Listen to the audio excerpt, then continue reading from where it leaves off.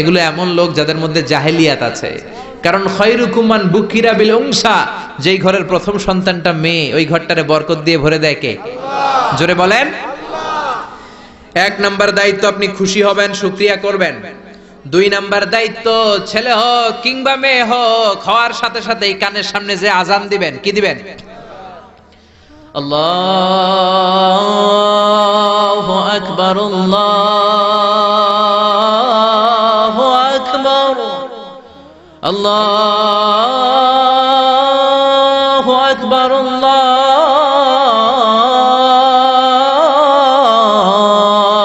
আকবার, পড়েন আল্লাহু আকবার। এখন ছেলে হইছে মেয়ে হইছে, আজান দেওয়ার জন্য মুয়াজ্জিন সাহেবরে টোকায় আছে না নাই?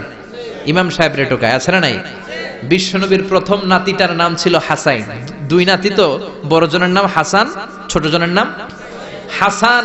জন্ম হওয়ার সাথে সাথে বিশ্বনবী ঘরে ঢুকে দুই কানের মধ্যে হাত লাগিয়ে হাসানের কানের সামনে দাঁড়িয়ে বিশ্বনবী নিজে আজান দিয়েছেন। এই জন্য নিজের ছেলে হলে নিজে আজান দিবেন, অথবা আপনার নাতি হইলে দাদা হিসেবে আপনি আজান দিবেন, আপনার ভাতিজা ভাতিজি হয়েছে চাচা হিসেবে আপনি আজান দিবেন। ইমাম সাহেবরে টোকানোর দরকার নাই। একজন মুসলমান হিসেবে সবার ভালো করে আজান একামত জানার দরকার আছে না নাই? তাহলে ছেলে হোক মেয়ে হোক খুশি হবেন, এটা হলো প্রথম দায়িত্ব বাবা মার। যত মায়েরা, আমার মাইকের আওয়াজ যদি আপনাদের কানে যায়, মায়েরা শোনেন, আর বাবা যারা এসেছেন মনোযোগ দিয়ে শোনেন। এক নম্বরে বাবা মার দায়িত্ব প্যারেন্টিং, এটারে বলে parenting, how to rare up your children, কেমন করে ছেলে মেয়েদেরকে বড় করবেন, এই ব্যাপারে ইসলামে দিক নির্দেশনা আছে না নাই? এক নম্বরে ছেলে হোক মেয়ে হোক শুকরিয়া কার? দুই নম্বরে ছেলে হওয়ার সাথে সাথে মেয়ে হওয়ার সাথে সাথে আজানের দরকার আছে না নাই? তিন নম্বরে সপ্তম দিনে ছেলে হোক মেয়ে হোক আকিকা দিবেন।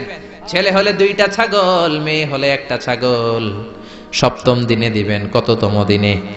অনেকে কুরবানির সাথে দেয়, কুরবানির সাথে নয়, সপ্তম দিনে দিবেন।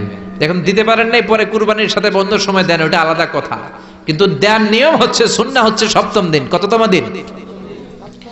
বিশ্বনবী বললেন কুল্লু গুলামিন রাহিনাতুন বিআকিকা তুযবাহু আনহু ইয়াওমা সাবিহি, প্রত্যেক বাচ্চাকে আকিকা দিতে হয় তার সপ্তম দিনে। তারপরে ইউসাম্মা ফিহি, সপ্তম দিনে তার একটা নাম রাখতে হয়।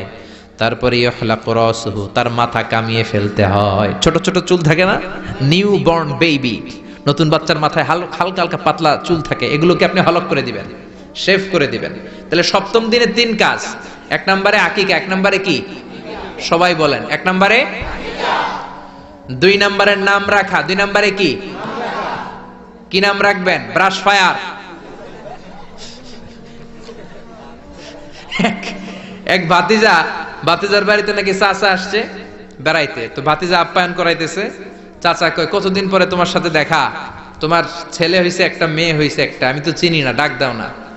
ডাক দিছে ব্রাশ ফায়ার।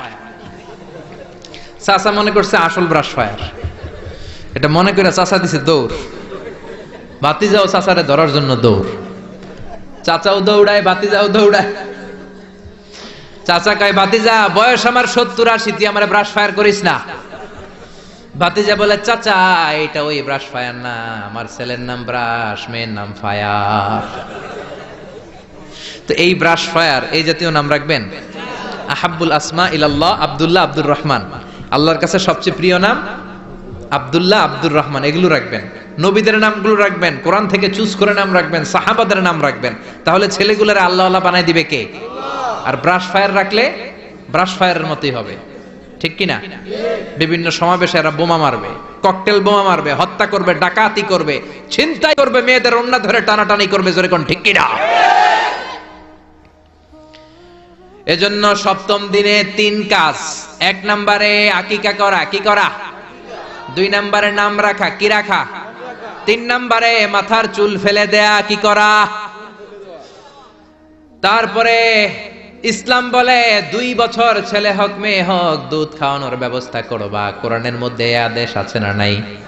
ওয়াল ওয়ালিদাতু ইউরদি'না আওলাদাহুন্না হাওলাইনি কামিলাইনি লিমান আরাদা আন ইউতিম্মার রাদাআহ। ছেলে হোক মেয়ে হোক 2 বছর দুধ খাওয়াবা। অনেক মা আছে দুধ খাওয়ায় না, ফিডার খাওয়ায়, বডি ফিটনেস নষ্ট হয়ে যাবে। এরকম মা আছে না নাই? দুধ খাওয়াতে চায় না, ফিডার খাওয়ায়, ল্যাকটোজেন খাওয়ায়, সিরেলাক খাওয়ায়, ডানু খাওয়ায়। ডানু কি খাওয়ায়? তো এই জন্যই তো পোলায় তোমার বৃদ্ধাশ্রমে দিয়ে আসে। ওই যে দুধ খাওয়ায় না, যে তুমি ছোটবেলায় কষ্ট তো সহ্য করেন না, আপনার বৃদ্ধাশ্রমে দিবে না তো কোথায় দিবে? মায়ের যে শাল দুধটা, বাচ্চা জন্ম নেওয়ার পরে যে শাল দুধটা আসে, এটার মধ্যে যে কত ধরনের পুষ্টিগুণ আছে, ফুল অফ নিউট্রিশন, খুব উন্নত মানের রিচ নিউট্রিশন দিয়ে আল্লাহ এটাকে তৈরি করেছে। আপনার বিভিন্ন ধরনের রোগের প্রতিষেধক ভ্যাকসিন আল্লাহ এটার ভিতরে ঢুকিয়ে দিয়েছে। এটা যে খায় না, তার মেধা শক্তি খুব দুর্বল, তার কোনো মেধাই নাই, মনে রাখতে পারে না কিছু, সব ভুলে যায়। আমি আমার মায়ের দুধ খাইছি মাত্র 2.5 মাস, এজন্য আমি কিচ্ছু মনে রাখতে পারি না, সব ভুলে যাই। বাস্তব কথা। আপনি মায়ের দুধ যদি কেউ 2 বছর খায়, টানা 2 বছর খেতে পারলে তার মেধা হবে প্রচন্ড মেধা। এই ছেলে ইনফেরিয়রিটি কমপ্লেক্সে ভুগবে না, ইনসেফটিতে ভুগবে না। অনেক মায়েরা অসুস্থ হয়ে যায়, এজন্য খাওয়াতে পারে না, সেটা ভিন্ন ব্যাপার। আমিও খেতে পারিনি অসুস্থ হওয়ার কারণে, কিন্তু ছেলে অসুস্থ, মেয়ে অসুস্থ, মা অসুস্থ, 2 বছর আপনি দুধ খাওয়াবেন, ঠিক কিনা? যদি দুধ না খাওয়ান তাহলে ছেলে মেয়ের হক নষ্ট করলেন। অনেক মা খাওয়াতে চায় না, আছে না নাই? যারা বলেন আছে না নাই? কিন্তু অসুস্থতার কারণে যদি কেউ না খাওয়ায়, সেটা ভিন্ন ব্যাপার। এই জন্য প্রথম দায়িত্ব হলো শুকরিয়া করবেন আল্লাহর, ছেলে হোক মেয়ে হোক। এরপরে জন্ম নিলে আজান দিবেন, জন্মের 7ম দিনে আকিকা দিবেন, সুন্দর একটা নাম রাখবেন, মাথার চুল ফেলে দিবেন, তারপর 2 বছর দুধ খাওয়াবেন। এরপর ছেলে যখন আব্বু আব্বু বলে, আম্মু আম্মু বলে, হাঁটতে শিখে একটু বড় হয়েছে, সবার আগে ছেলেরে শিখাবেন কোরআন। কি শিখাবেন? কি শিখাবেন? সবার আগে কোরআন, পরে অন্য জ্ঞান। Teach your children the Holi Quran. The Holi Quran will teach your children everything. আপনি আপনার ছেলেরে কোরআন শিখান, কোরআন আপনার ছেলেরে গোটা বিশ্বটা শিখাই দিবে। সুবহানাল্লাহ কইতে মন চায় না? এজন্য একটু বড় হলেই ছেলে মেয়েরে কি শিখাবেন? আপনি ছেলে মেয়েরে সব কিছু শিখাইলেন, কোরআনটাই শিখান নাই, তার মানে আপনি কিছুই শিখান নাই, ঠিক কি না? এরপরে ছেলে মেয়েদেরকে সময় দিবেন, তাদেরকে নিয়ে ঘুরতে যাবেন, ভালোবাসবেন। বিশ্বনবী হাসান আর হুসাইনকে আদর করতে লাগলেন। হাসানকে কোলে নেয়, হুসাইন ওঠে, আবার হুসাইনকে নিলে হাসান নামে। বিশ্বনবীর সামনে দাঁড়িয়ে রইল আকরা ইবনে হাবিস আত-তামিমি নামে সাহাবী। বিশ্বনবীর নানা নাতির এই আদর ভালোবাসা দেখে আকরা বলে, ও নবী, আমাকে আল্লাহ 10টা সন্তান দিয়েছে, একটা সন্তানকেও কোনোদিন আমি চুমা দেই নাই। বিশ্বনবী বললেন, বলো কি? মানলা ইয়ারহাম লা ইউরহাম। যে কারোর উপর দয়া দেখায় না, আল্লাহও তার উপর দয়া দেখায় না। যে কাউরে ভালোবাসে না, আল্লাহও তার ভালোবাসে না। যে ছোটদের আদর করে না, সে আল্লাহর দয়া পায় না। চিল্লা এখন ঠিক কি না? এজন্য ছেলে মেয়েদেরকে সময় দিবেন। আধুনিক কিছু ফ্যামিলিতে যে সমস্যা, বাবা মা 2 জন চাকরি করে, বাবাও সকালে বের হয়ে যায়, মাও বের হয়ে যায়। যখন বের হয় তখন ছেলে মেয়ে ঘুমায়, আবার রাতে যখন ফিরে তখনও ঘুমায়। শুক্রবার ছাড়া ছেলে আর বাবার সাথে দেখাই হয় না। তো ছেলে মেয়ে মানুষ হয় কাজের মেয়ের কাছে। কার কাছে? কাজের মেয়ের কাছে। যদি আপনার ছেলে মেয়ে মানুষ হয়, এই ছেলে মেয়েগুলো কাজের মেয়ের চরিত্র নিয়ে বড় হবে, কাজের মেয়ের আচরণ নিয়েই বড় হবে। আপনার আচরণ, আপনার মধ্যে যে ভাব গাম্ভীর্য, ভদ্রতা, সুন্দর কথা বলার স্টাইল, এগুলো আপনার ছেলে মেয়েরা শিখবে না। চিৎকার করে বলেন ঠিক কি না? এরপর ইসলাম বলে, ছেলের বয়স যখন 7 হয়, ছেলে মেয়ে যখন 7 বছরে পৌঁছে, নামাজের আদেশ দেওয়ার দরকার আছে না নাই? মুরু সিবিয়ানাকুম বিসসালাতি ওয়া হুম 7 সিনিন। ছেলে মেয়ের বয়স যখন 7, নামাজের আদেশ দাও। যখন 10, ধমকায় হলেও, শাসন করে হলেও নামাজে নিবা। অনেকে আদরের ছেলে ফজরের সময় ডাকতে পারে না। হুজুর, অনেক আদরের ছেলে তো ফজরের সময় ডাকি না, ঘুমায় আছে, ছেলেটার ঘুম ভাঙবে। আমার ছেলে 10টায় ওঠে, 11টায় ওঠে, আদরের ছেলে। তো সকালবেলা যদি ঘরে আগুন লাগে তখন কি করবেন? ঘরে যদি ভূমিকম্প হয় কি করবেন? তখন ডাকবেন না? তো দুনিয়ার আগুন থেকে বাঁচানোর জন্য যদি ছেলেরা ডাকেন, জাহান্নামের আগুন থেকে বাঁচানোর জন্য আপনার কলিজার টুকরাটারে নামাজের জন্য ডাকার দরকার আছে না নাই? এরপরে বিশ্বনবী বললেন, ইযা বালাগাল আওলাদু 10 সিনিন ফাররিকু বাইনাহুম ফিল মাদাজি। জরুরি মাসালা জেনে নেন, কান 2টা খরগোশের মতো খাড়া করেন।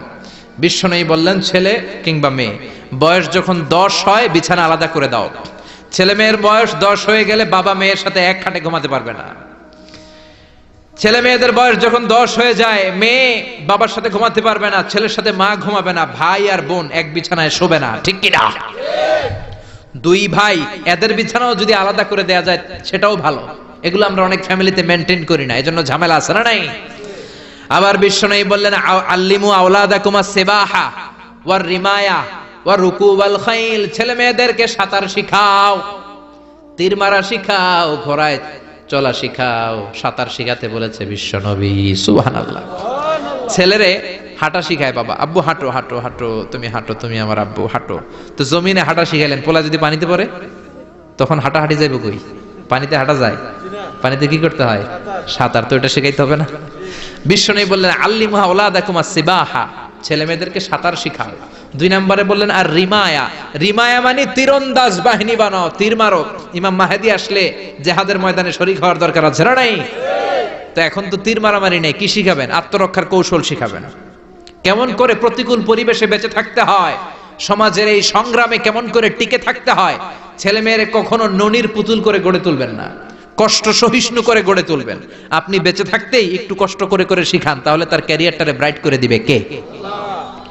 তিন নম্বরে বললেন রুকুবাল খাইল, কেমন করে ঘোড়ায় চড়তে হয় শিখাও।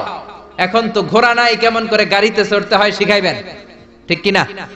কেমন করে সাইকেল চালাতে হয় শিখাবেন, হুন্ডা চালাতে হয় শিখাবেন। ছেলে মেয়েদের যা শিখানো দরকার শিখাই দিবেন, তাহলে ফ্যামিলিতে বরকত দিবে কে?